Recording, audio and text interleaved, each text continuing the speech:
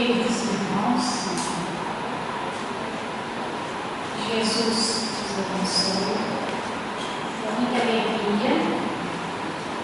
Nós voltamos a essa casa abençoada, já de muito tempo, lembrando sempre da nossa irmã Efigênia, nossa querida amiga do coração, de muitas e muitas jornadas, e de outros irmãos que também estão aqui já desencarnados. E nós trazemos belas lembranças. Primeiramente, de parabenizar todos os irmãos, 75 anos, e agora neste encontro, vocês já estão no 33º encontro de estudos espíritas, e isso é muito louvável, porque são estudos espíritas que já têm há muitos anos, e que naturalmente vêm sabendo isso, para todos que aqui vêm participar, levando para os nossos irmãos. Então, nosso irmão Reginaldo, a sua equipe confiada, a qual nós agradecemos, nos deu o tema A Caminho da Luz. Aí nós estamos naturalmente lembrando aqui o livro do nosso amado Chico Xavier, A Caminho da Luz. Nós não vamos discorrer o livro, evidentemente, é possível, mas ele nos dá as informações necessárias da caminhada do Espírito através dos milênios. E quando ele nos dá esse título, A Caminho da Luz, é porque nós, Espíritos, criaturas de Deus, fomos criados para estarmos a caminho da luz. Essa luz que representa a perfeição do Espírito, para chegarmos lá daqui a alguns milênios, como Jesus é um Espírito perfeito. Mas nós precisamos pensar na nossa responsabilidade atualmente dentro da doutrina espírita cristã. Qual é a nossa posição? O que estamos fazendo aqui, e o que é que nós estamos entendendo da nossa situação real frente a nós mesmos e frente a essa luz, que representa o final, que representa essa caminhada milenar que nós viemos ensinando. E aí nós podemos sempre nos perguntar, quando os espíritos, Allan Kardec, nos faz essa pergunta: de onde viemos? Por que aqui estamos? E para onde vamos? E o que é a existência? Por que existe dor? Por que existe sofrimento? São perguntas lógicas de todos nós seres encarnados, porque o nosso planeta prova as expiações, mas em transição para mundo de regeneração, ainda trazemos no nosso, pode-se dizer assim, no nosso DNA milenar, muitas imperfeições que precisam ser canalizadas, extintas, para chegarmos ao bem, ou pelo menos a vontade de fazer o bem. Então, nesses minutos que nós temos aqui disponível, nós vamos começar a falar das revelações chegando até o dia de hoje, para nós vermos essa caminhada. Antes de Moisés, tem muitos pilares. Na realidade, o homem começa a caminhar na terra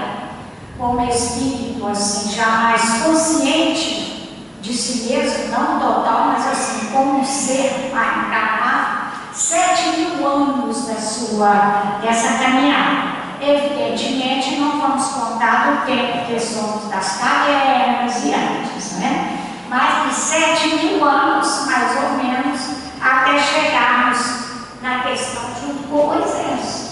Porque Moisés, se considerarmos na história do tempo, é relativamente novo dentro da história do planeta Terra. Mas ele vem trazendo-nos a primeira revelação de Deus à humanidade, através de um povo que era o único que acreditava no Deus único e que trazia já na sua história um povo judeu tenaz, que lutou muito pela sua própria fé e sempre foram leais à sua crença no Deus único. Representa vamos dizer assim, uma escola fundamental para o exercício da espiritualidade e compreensão da verdadeira religião. Porque na realidade só existe uma religião, que é a religião que Deus nos traz, que Jesus nos traz, a do amor, e que vem em diversas figurações, mas sempre tem que estar fundamentadas no Evangelho, porque Jesus é que é a verdade, Jesus é o caminho e Jesus é a vida. Então Moisés, trazendo-nos a primeira revelação, ele deu à terra as bases da lei divina e imutável. Você vai parar para pensar, isso é de uma grandiosidade muito grande. Pensemos na época. Recebe os emissários do Cristo no Sinai, evidentemente no Hebreu se veio conversar, né? Que é a forma de se escrever na Bíblia, evidentemente que é os emissários do Cristo, que no caso, sob o amparo do próprio Mestre. E ele vem e recebe no Monte Sinai os 10 sagrados mandamentos que representam até hoje a base de toda a justiça do mundo. Está nos 10 mandamentos. O Velho Testamento é o alicerce da revelação divina, é Emmanuel que nos fala. É o alicerce, quer dizer, a partir daí a humanidade começa a amadurecer mentalmente e espiritualmente. E depois nós vamos ver a segunda revelação, que é a principal. Diz-nos Paulo de Tarso sobre a epístola que não há outro fundamento maior do que o de Jesus, é o fundamento. Então ele representa o centro, né, o fundamento maior, onde todas as outras ideias, todos os outros movimentos, todas as outras filosofias que surgem na Terra para serem realmente consideradas boas para o nosso adiantamento espiritual, têm que estar com Jesus. O Evangelho é o edifício de redenção das almas. É a manifestação mais perfeita de Deus que os homens conhecem. Trouxe ao mundo os fundamentos eternos da verdade e do amor. Com Jesus surge no mundo o vitorioso coroamento da fé. No cristianismo recebemos gloriosas sementes da fraternidade que dominarão os céus. Não vamos descrever. Não pensemos que a humanidade parece estar numa aparente tempestade. Vamos dizer, não tempestades físicas, no sentido moral. Não creiamos, não está. Está sob o controle de Jesus. E no momento certo, todas as coisas serão colocadas nos seus lugares. Por quê? Porque Jesus é aquele que está no comando. É Ele que está no comando.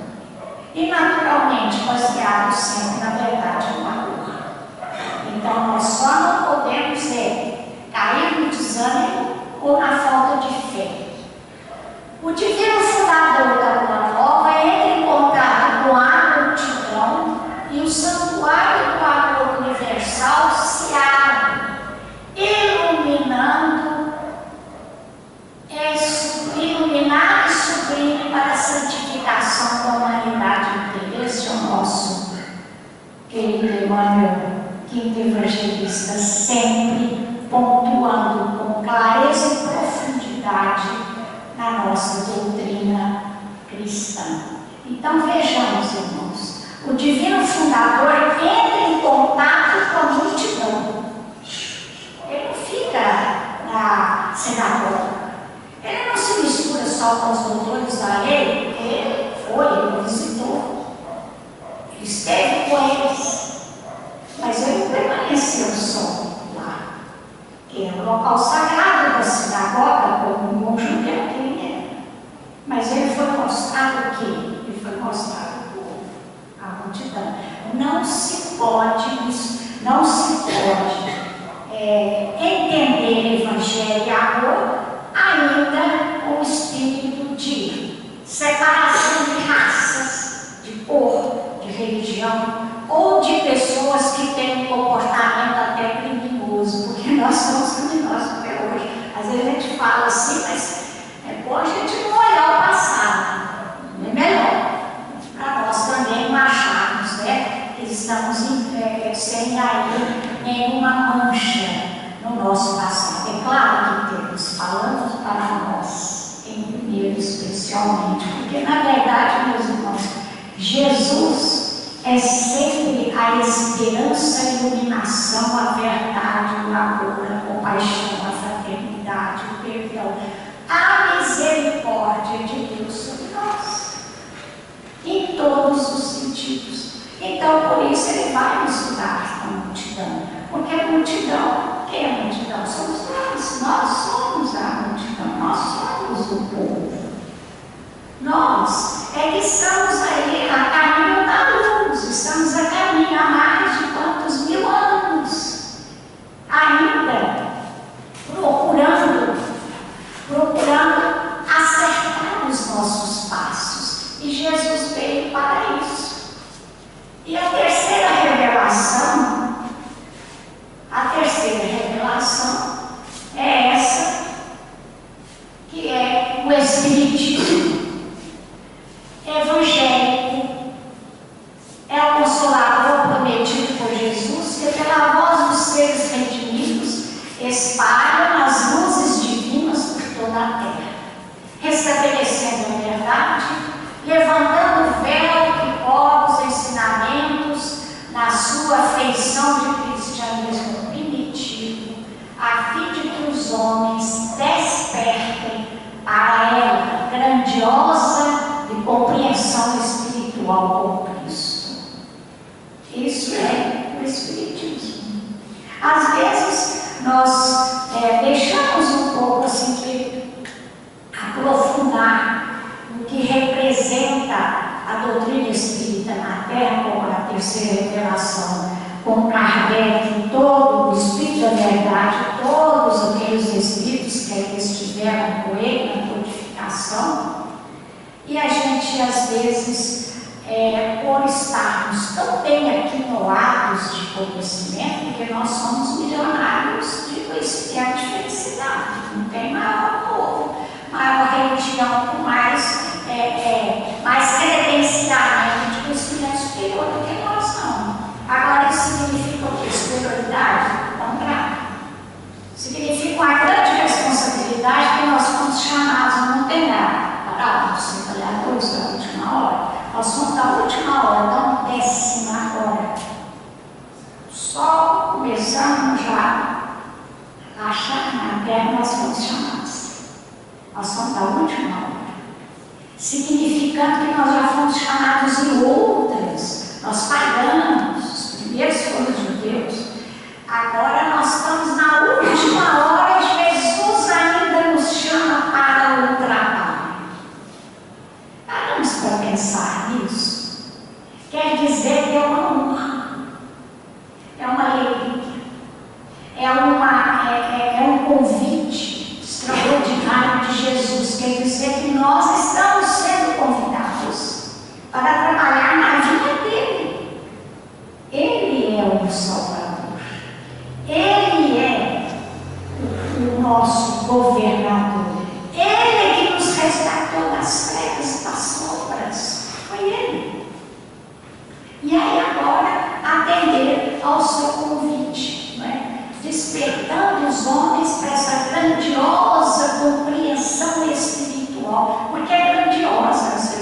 Mas imaginamos a compreensão espiritual, vamos supor, 7.000 anos atrás, o tanto que os missionários não sofreram, trabalharam e foram perseguidos de todas as formas possíveis, e outros também com seus erros.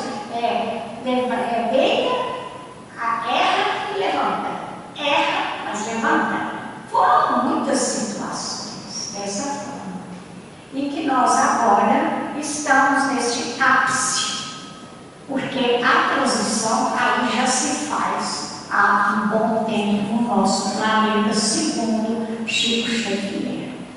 Então, a missão do Consolador tem que se verificar junto às almas, e não ao lado das gloriuras efêmeras dos triunfos materiais. Quantas encarnações nós perdemos atrás de gloriuras? Muitas vezes inúteis, só na matéria. Nós nos perdemos por aí. E o nome disso se chama vaidade, orgulho e egoísmo. Esclarecendo o erro religioso, onde quer que se encontre, e revelando a verdadeira luz pelos atos, pelos ensinamentos do espiritista sincero, enriquecendo os valores da fé, representa o operário da regeneração do templo do Senhor, onde os homens se agrupam em vários departamentos, onde altares divinos, mas onde existe um só mestre, que é Jesus. Então só tem um mestre, só tem um, na verdade. Eu digo uma, não quer dizer que não tem várias, as interpretações, as verdades estão aí espalhadas para cada um. Mas a verdade, a verdade é uma só, é Jesus. Agora pode se dividir 1000 vezes no entendimento de cada um, mas só existe um. É Jesus. Quando se sai do Evangelho, nós vamos errar. Porque na realidade foi para isso que Jesus veio. Ele mandou vários emissários, mas ele quis vir pessoalmente. Porque nós podemos deixar missões. Nós estamos falando aqui, amanhã, depois de amanhã, esquece. Se nós não voltarmos, vai esquecer o que vemos estudando. Se a gente escrever, pode escrever, vai ter que ficar relendo para não esquecer. Ou de ouvir a pessoa mesmo, aquelas a que nós gostamos. Mas sabe o que permanece? De verdade?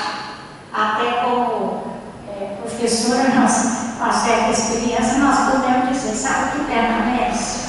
Só aquele que realmente te aceita pelo coração. Aí ele guarda.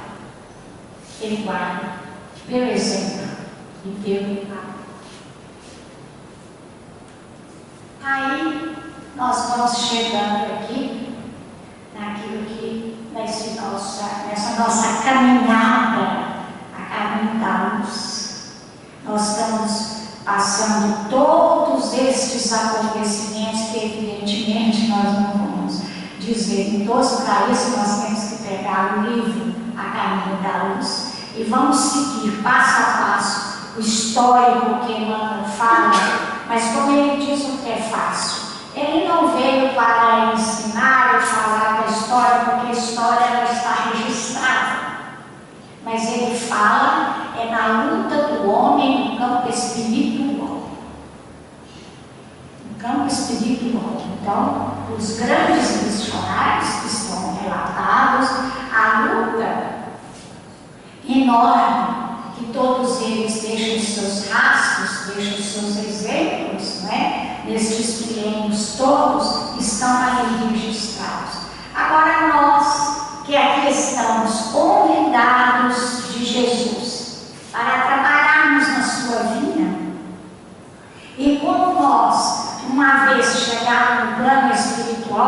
nos relata a obra, né, gigantesca de Chico Xavier, principalmente as obras de André Luiz de Emmanuel, que fala sobre a vida espiritual, nós sabemos que nós chegamos capengando no mundo espiritual, chorando muito, paramos no plano, Deus sabe cada um bem que Ele fez, aonde está a nossa dor, aonde está a nossa deficiência, nós sabemos. Mas lá estivemos socorridos pela misericórdia divina, que nos oferece a oportunidade da reencarnação. A maior bênção que o Espírito tem atualmente é reencarnar, porque está mais difíceis as reencarnações. Nós estamos enfrentando dificuldades, sim, necessárias, mas produto ainda da nossa imperfeição, das clínicas de aborto, das ideologias que pregam aborto. E por que fim? Qual é o fim da pregação a favor do aborto? Ela é muito maior do que possamos imaginar. São ideias vindas das trevas mais profundas, porque eles querem o domínio do planeta e menos reencarnações. Não deixar que as pessoas vislumbrem a luz. Nós acham que vão mandar, acham que vão dominar e que vão empanar a luz que eles já entreveem. Se consideram donos do planeta. Certa vez ouvimos o nosso Chico, nas suas exclamações de sábado, a Vila do Pássaro Preto, onde ele explanava, porque à noite ele falava com as pessoas e lia as mensagens, mas era um tete a tete menor. Mas na vila, cada um falava 3 a 4 minutos do Evangelho, que ele abria ali naquele momento, e a parte final ele fechava o Evangelho. Era 5 a 10 minutos, mas de intenso conhecimento, porque o que ele abordava, ninguém abordava. Nós não chegávamos nem perto da forma como ele sintetizava. E ele então dizia que a luta das trevas contra a luz é sistemática, intensa. E eu lembro dele até falar que o Chico ele fazia piadas. Mas piadas lógicas, sempre assim, para desanuviar, colocar o que ele queria. Ele dizia, e eles não têm preguiça. Aí ele falou, nós temos preguiça de estar no bem constantemente. Eles não têm preguiça para continuar a fazer o mal. E a luta é enorme, porque eles querem dominar, diminuindo a população e procurando cada vez mais deixar as pessoas longe da verdade. Aí usa de todos os recursos que os irmãos podem imaginar. E que esses espíritos, que é lógico que se ele fosse falar tudo, nós até desencarnamos, né, na hora. Se esses espíritos são ainda aqueles do tempo de Jesus que tramou a sua morte na cruz. Aquela turma ainda subsiste. Ela aqui ainda está, que Jesus permite, até o tempo que não haverá mais permissão, lógico, mas ainda questão. É a mesma turma.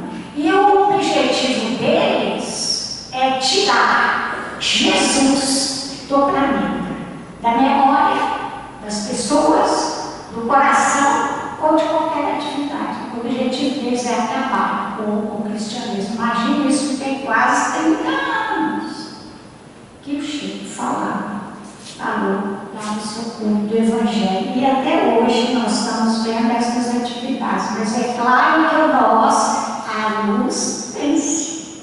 O bem vence. Está lá no livro dos Espíritos. Na realidade, o mal na sua essência não existe. O que existe é ausência de bem. Então nós todos somos chamados a começar a trabalhar onde? No centro espírita. nós estamos sendo chamados. É o nosso local, é a nossa oficina. Assim como antigamente os judeus eram nas sinagogas, frequentavam para ali falar das escrituras sagradas, para falar, né, do Velho Testamento e das páginas belíssimas, né, que nós encontramos no Velho Testamento. E depois é que vem então o Espiritismo com a tradução do Evangelho de Jesus, toda a verdade dessa caminhada nossa para melhorarmos espiritualmente é na doutrina espírita. Por quê? Porque ela não é dos homens, ela não tem a cabeça dos homens, é a vida espiritual superior. Allan Kardec é o canal, é o codificador, assim como todos os médicos, todos aqueles que ali estavam. Então, o Centro Espírita, criado já por Kardec, o primeiro Centro Espírita foi Kardec, quando eu tinha uma sala pequena, vamos dizer que seria aqui, mais ou menos até ali, tamanho pequeno, mais ou menos, por causa da metragem. Não se podia juntar muita gente naquela época, era proibida, porque isso não permitia. Lembra-se que estamos depois na época sob Napoleão Bonaparte, autoritarismo total. Então, não podia juntar muita gente. Aí ele fundou a Sociedade Espírita de Paris, que nada mais é do que o primeiro centro espírita do mundo. Espírita, porque Simão Pedro, quando ele inaugura o culto, o Evangelho, lá na sua casa do caminho, ele tinha o lugar onde explanava, falava do Evangelho, das Escrituras, falava dos pergaminhos, né, do Evangelho, que eles começavam ali a pregar, os apóstolos de Jesus, e no fundo, em redor, era toda aquela assistência fraterna que nós sabemos que tinha de pessoas doentes, leprosas, obsidiadas, tudo que nós pudermos imaginar, ele acolhia. Ali era o quê? O Centro Espírita. Não temos assistência fraterna, não precisa, é a mesma coisa. É o mesmo sentido. E Kardec, para muitos que às vezes não sabem, quando ele começou no primeiro Centro Espírita, ele não permanecia só ali, ele tinha assistência. Havia assistência fraterna. Ele visitava os bairros pobres de Paris. Porque muita gente pensa em Kardec assim, que é uma figura assim mais, vamos dizer, rígida, séria. Não era. Não era. Não pintaram a verdade. Talvez também por falta de informações adequadas, ou porque um achou que era, e naquele tempo a foto, né, a pessoa tirava assim, quase que não podia rir, não podia. Era hora de tirar fotografia já naquele tempo, ou mesmo da quando pintou, porque ele era realmente sério, mas não esse ponto como pensam. Por que estamos dizendo isso? Porque foi o Chico falou. Ele disse que Kardec saía nas madrugadas de noite, saía do lugar, ele visitava os lugares mais pobres, ele levava uma sacolinha. Ele tinha uma sacolinha que ele levava e ele dizia que era da parte dos bons espíritos, quando ele estava. O Chico fazia isso a vida inteira. Ele não só fez, como ele na vida do Passo Pedro gostava de dar dinheiro para as mães, dinheiro, trocadinho, por quê? Porque as mães sabem. Mas é preciso, compra um pãozinho, compra uma coisa, uma necessidade, e ele visitava assim, você não precisa nem falar, os irmãos sabem, de madrugada, qualquer hora está lá o Chico, com Kardec, o mesmo espírito, como sabemos. Então, meus irmãos, vejam bem, nós temos uma riqueza imensa, imensa de exemplos. É tão grande que nós vamos ter vergonha quando desencarnar. Eu falo para mim, meu sentimento, porque a gente nunca fica pensando, a gente nunca faz como precisa, né? Está sempre devendo. Devia ter feito mais,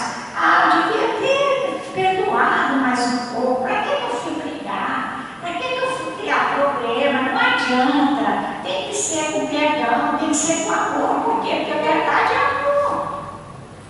A verdade é a luz. É o que Jesus ensinou. Então, o Centro Espírita é uma universidade de formação espiritual para as criaturas humanas. Essa é textualmente o que o Chico fala numa entrevista. É uma universidade, pensa bem, o que é a universidade? Ensino. Quer dizer, que nós temos que estudar até desencarnar no plano espiritual, aprender, é uma universidade de formação espiritual para as criaturas humanas. É por isso. Então nós precisamos pensar nisso. Aí o Emmanuel vem e nos diz: quando se abrem as portas de um templo espírita cristão ou de um santuário doméstico dedicado ao culto do Evangelho, uma luz divina acende-se nas trevas da ignorância humana e, através de raios perfazejos deste astro de fraternidade e conhecimento, de fraternidade e conhecimento, que brilha para o bem da humanidade, os homens que dele se avizinham, ainda que não desejem, caminham sem perceber para a vida melhor. É uma conceituação maravilhosa de uma casa espírita, sabe? Pensamos nisso. Não é simplesmente chegar, sentar, participar. Graças a Deus estamos podendo. Temos essa misericórdia divina que nos dá essa oportunidade, mas nós vamos ter que perceber que tem que ter a fraternidade, o conhecimento, e isso aqui é um ponto de luz da humanidade. Meus irmãos, na época da Segunda Guerra Mundial, está lá em André Luiz, quando o mundo em trevas, porque era uma guerra mundial, o mundo em trevas, né? Que era Hitler, o nazismo, entrando em todos os países da Europa, só não penetraram na Inglaterra porque a espiritualidade é que vetou.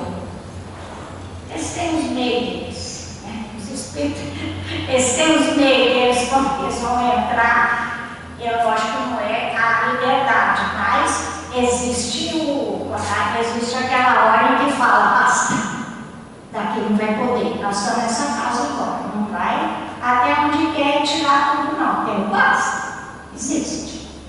E aí André Luiz fala que quando eles estavam naquelas trevas terríveis da Europa, ele falando das orações dos espíritos de todas as entidades socorristas do plano espiritual, do mais alto até o mais próximo da terra, estavam sendo convocados por Jesus e por toda a espiritualidade da obra para auxiliar as desencarnações em massa e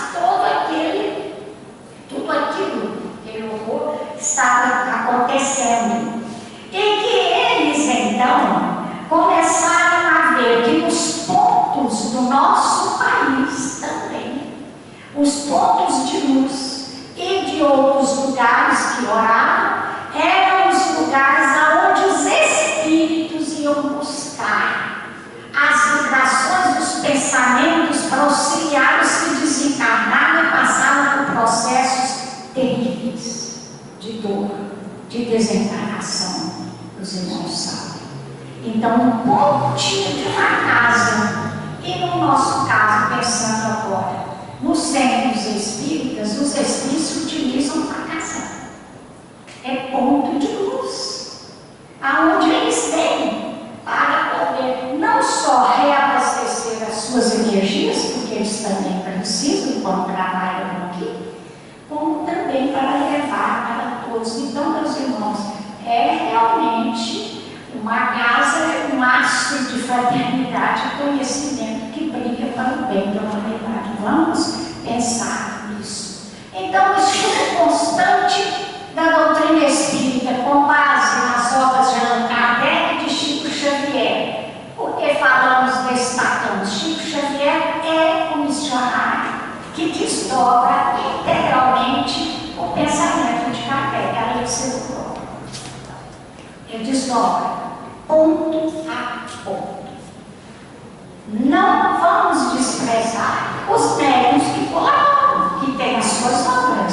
auxiliam, lógico. A mediunidade existe para a serviço do bem e a serviço da humanidade. Mas é preciso dizer que a obra de Chico Xavier é aquela que vem complementar, esclarecer e nos ensinar. Kardec é extremamente profundo. Sem as obras do Chico não é da conta de entender Kardec, não. Tá? É preciso, porque é do alto, Chico, não é de nós. É a nossa deficiência espiritual, não seria possível. E o propósito permanente de colocar em prática os seus ensinos são fundamentais para a correta execução de toda a atividade espírita cristã. É o nosso aqui. Aí nós temos todos esses departamentos. Por que nós não vamos falar de cada um, o tempo que permite também, mas é aquilo que são pontos de conhecimento e de luz imensa que nós precisamos ter dentro de uma casa espírita, para atendimento a todas as faixas de idade, a todas as necessidades e a tudo aquilo que o homem necessita para melhorar espiritualmente, porque nós estamos a caminho, nós estamos caminhando, a passinho, mas a caminho. O Centro Espírita nos coloca de forma mais concreta neste caminho. Nós que somos chamados pelo doutrina espírita, cada um tem a sua caminhada, mas a nossa agora é essa. Então, as palestras públicas, o estudo sistematizado, que é o exemplo desse encontro aqui, 33º, o atendimento espiritual, o estudo da educação da mediunidade. Nós vamos estudar sobre mediunidade, né? Buscar a sabedoria dos médios e outros livros todos que são as reuniões mediúnicas, a evangelização da criança e da juventude, porque a base da formação de uma nova mentalidade, uma nova sociedade é com a criança. Não é, Isabel? É com a criança. Você forma desde pequenino, para que as cristalizações mentais de muitos séculos, como diz André Luiz, se desfaçam do orgulho do egoísmo na infância e na juventude. Você já começa a colocar as ideias superiores do Evangelho de Jesus explicado em espírito e verdade, que é a nossa doutrina. A assistência fraterna é a nossa cobertura espiritual, porque Jesus, como dissemos no início, não ficou na sinagoga, ele foi costurar no meio do povo e foi curar os cegos, paralíticos, doentes, do corpo, da alma, independente de qualquer situação ou classe social. Porque quando falam assim, as pessoas pensam que é só os pobrezinhos e tudo. Não, o sofrimento moral é para todos. Não tem sofrimento moral no indivíduo. Não tem uma classe que tem sofrimento moral. É do espírito. Em qualquer condição que nós estejamos. A divulgação da doutrina, que hoje está, graças a Deus, com a nossa tecnologia, né? Nós temos hoje lives de divulgação. Nós ficamos assim já um tantinho de anos, né? Na doutrina. Não existia, a gente tinha que ir ali, visitando centros, levando, escrevendo, falando mais. Hoje é rápido. Hoje é um minuto. Você pega um celular, você tem mensagens belíssimas, você tem muito mais rápido a divulgação. Tem as erradas também, né? Mas vamos falar do positivo, da divulgação da doutrina, que é o que nós temos como uma oportunidade que a espiritualidade nos oferece enormemente. As atividades administrativas, por quê? Porque nós vivemos no mundo. Então nós não podemos fundar um centro espírita e falar assim, não, nós não vamos pagar taxa, nós não vamos pagar imposto, nós não queremos aqui para adquirir o agro. Então nós já vamos começar desobedecendo as leis dos homens. Nós estamos encarnados, nós não temos que pagar essas contas. Quem não paga suas contas, não dá, não tem condição. Então nós temos também que ter essa condição de andar dentro do que é necessário que a vida na matéria nos pede. A participação do movimento espírita que visa a união dos espíritas e das instituições, fundamental para a nossa saúde, de equipe, de apoio uns dos outros. Nenhum grupo completamente sozinho consegue alcançar os objetivos que necessita. Sabe por quê? Porque nós temos que aprender a tolerar os outros. O que ensina o Evangelho? Amar a Deus e ao próximo. Então não é só nós, não é só o nosso, não é só aqueles a quem nós prezamos e amamos. Ao contrário, nós temos que ir ao encontro daqueles que também precisam.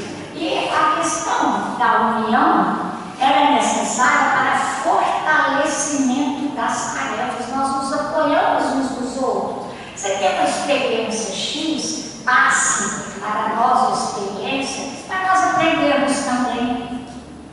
Mas estão tão bem em determinado assunto, determinada atividade, ou nós podemos também fazer, vamos nos unir para fazer. Isso, o espírito de união, é um traço fundamental do cristianismo primitivo, quando em redor de Pedro, o apóstolo, na casa do caminho, todos se reuniam e iam visitar Paulo de Tarso, junto com seus companheiros, visitava toda a região, chegando depois até Roma, levando o cristianismo e promovendo a união.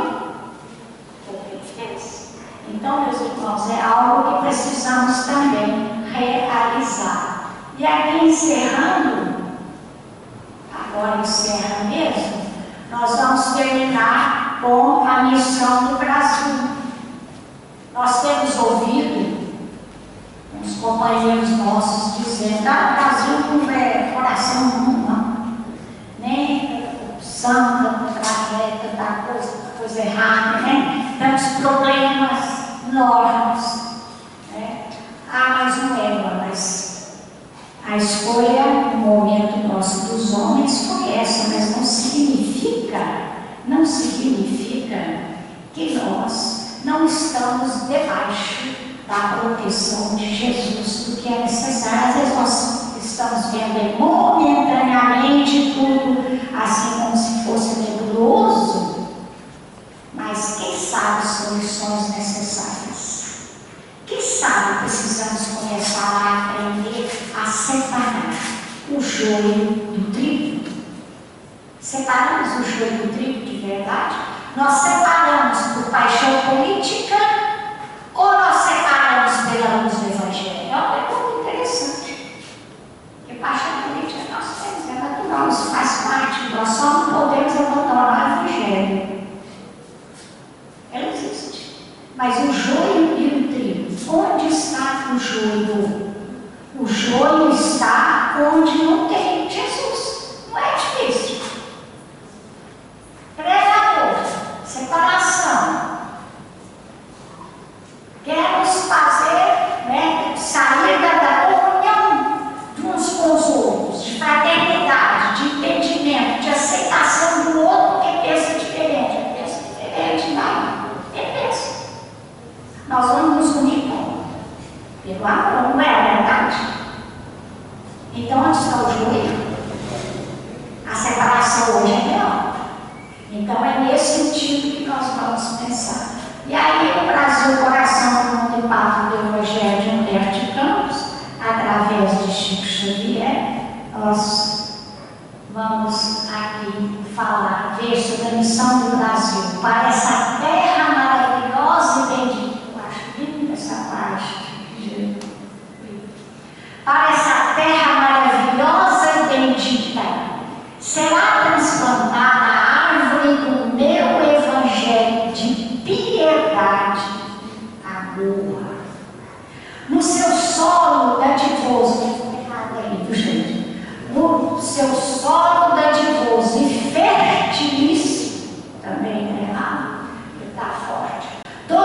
povos da terra aprenderão a lei da fraternidade universal. Sobre estes céus serão entoados os hosanas mais ternos que a misericórdia ao Pai Celestial, que é o que Jesus fala no prefácio, quando ele conversa com Ismael, ele começa ali naquele prefácio do livro Braço do Coração do Mundo e Pátria do Evangelho. Que Jesus nos abençoe e que todos nós possamos colocar nos nossos corações sempre a coragem, o ânimo, a coragem da fé